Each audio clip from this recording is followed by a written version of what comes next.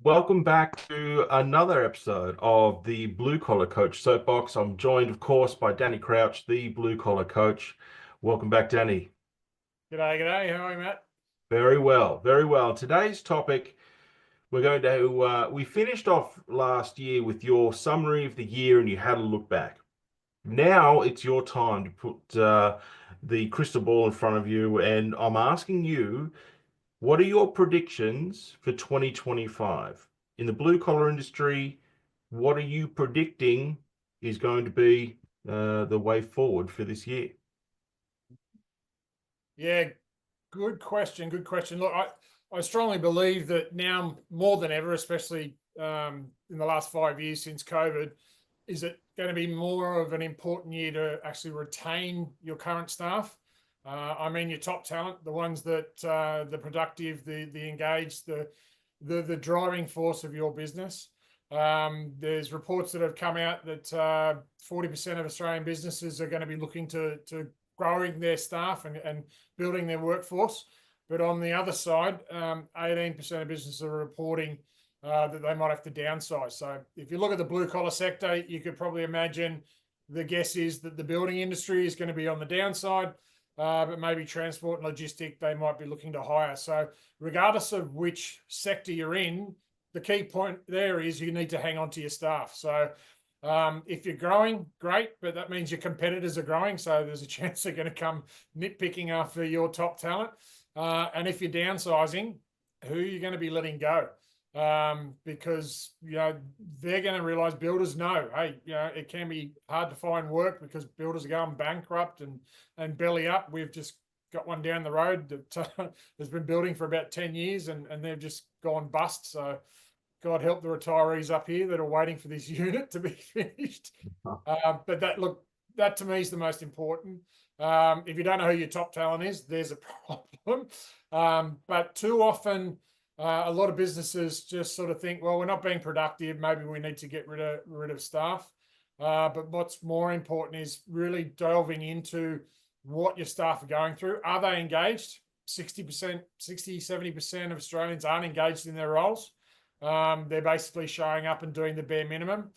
Some say it's a generational thing. Some people say it's lazy.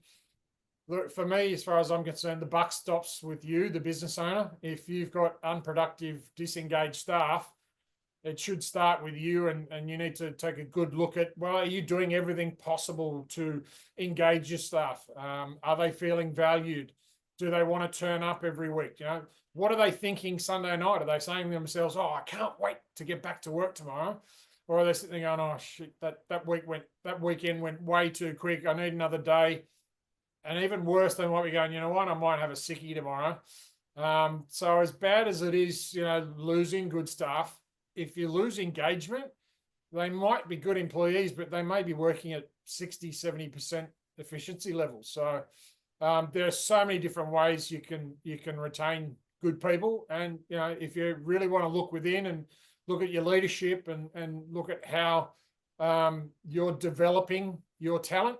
So, two of the main reasons employees leave in this country and pretty much anywhere in Western civilization is the lack of growth and development opportunities in the workplace and poor management and poor leadership.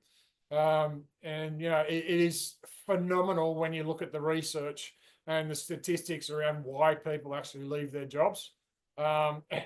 And unfortunately, too many business owners and managers think it's about money. We'll just throw a 5% raise on and they'll want to stay. Yes, some people are forced to have to stay in a job because they can't afford not to be working. But that doesn't mean they're going to enjoy it and they're going to be engaged. So, Well, it's interesting you say that throw more money at it. Statistics also show that anybody that you threw money at that just to stay and put that band-aid approach, like you say, in 6 months' time, most of them are gone anyway. yeah. So if you don't fix that core problem within your business, if you don't fix that little grain of whatever it is that's irritating team, then it's just going to be a cycle. It's just going to be the same as years in the past, and that's probably one of the predictions that you're trying to make. If you don't make change, then it's just going to be exactly the same. Yeah. Are there any other influences that you think may have an impact on 2025? We've got some pretty big events coming up, both domestically and internationally. Is there anything that you think is going to have a flow-on effect? Yeah, definitely. I mean, I know exactly what you're talking about there, and being I think it's the 21st of January. Yesterday, it was obviously the inauguration of Trump back in office in the States. I'm not overly political, and I don't get too much into the Republicans and the Democrats.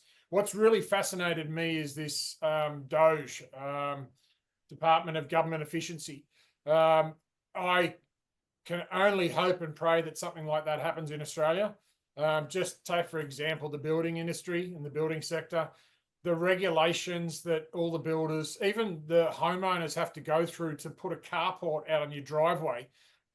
It's sending builders bust. And then that affects so many other blue collar industries. You've got the blokes that are driving the trucks delivering the bricks. That's put off for 6 months because the owner has to wait for a council approval for this, and a neighbour complained about it, could block the view for the birds, or God knows what else.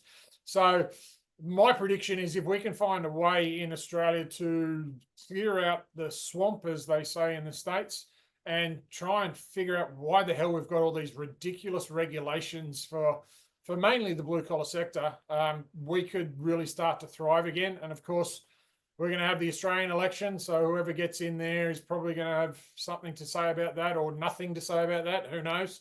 Flip a coin and you tell me which one's going to do what, and who knows again. But yeah, I'm intrigued to see what sort of effect Trump's going to have on the world, basically, from a financial perspective. I do listen to a bit of social media, not so much about the politics. I'm curious about human behavior and how different people respond.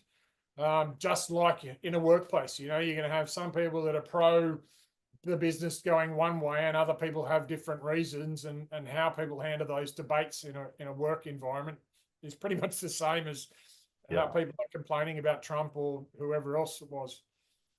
There's so many things. There's so many things can impact your business from outside, but they're outside of your control, aren't they? I mean, it's good to be knowledgeable of them. It's good to be aware of them, but being able to control them is something that you're never going to be able to do.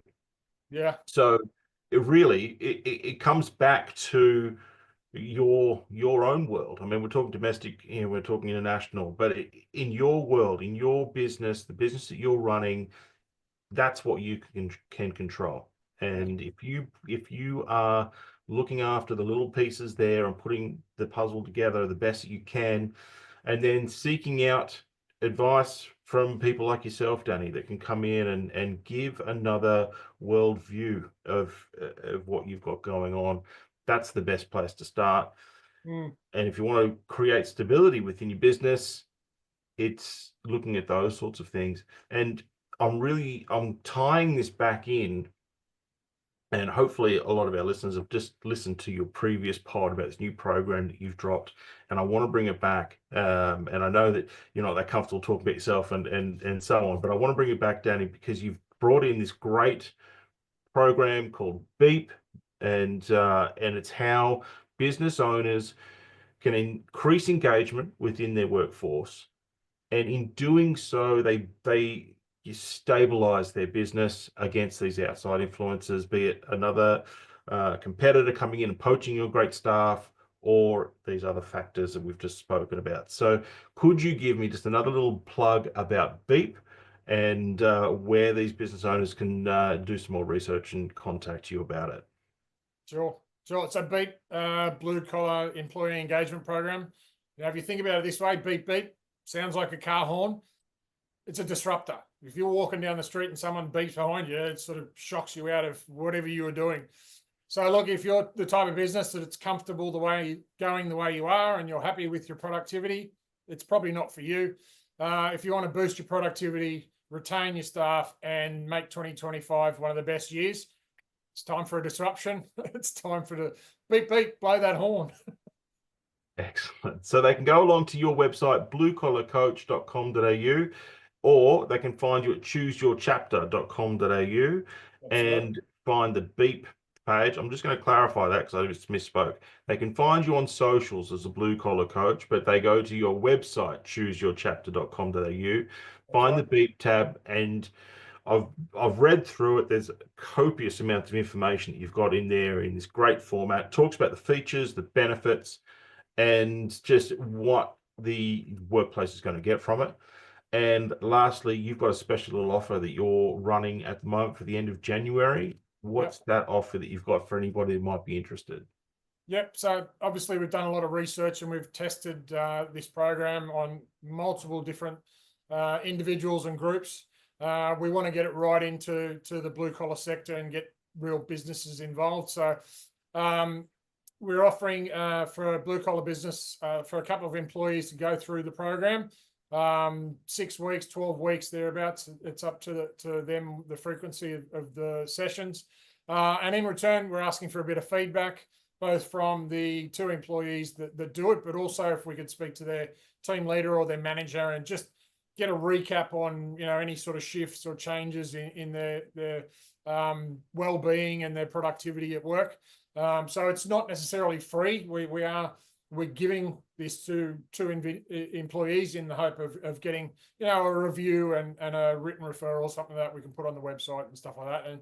And hopefully if they allow us, we might put a recommendation in a video format and post it or something like that. Amazing. Fantastic.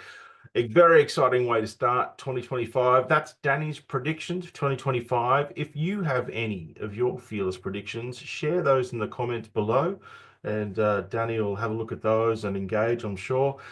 But Danny, thank you again. Great to hear from you, and look forward to speaking to you again soon on the Blue Collar Coach Soapbox. Indeed. Let's make 2025 a good one. Let's kick some proverbial, you know what.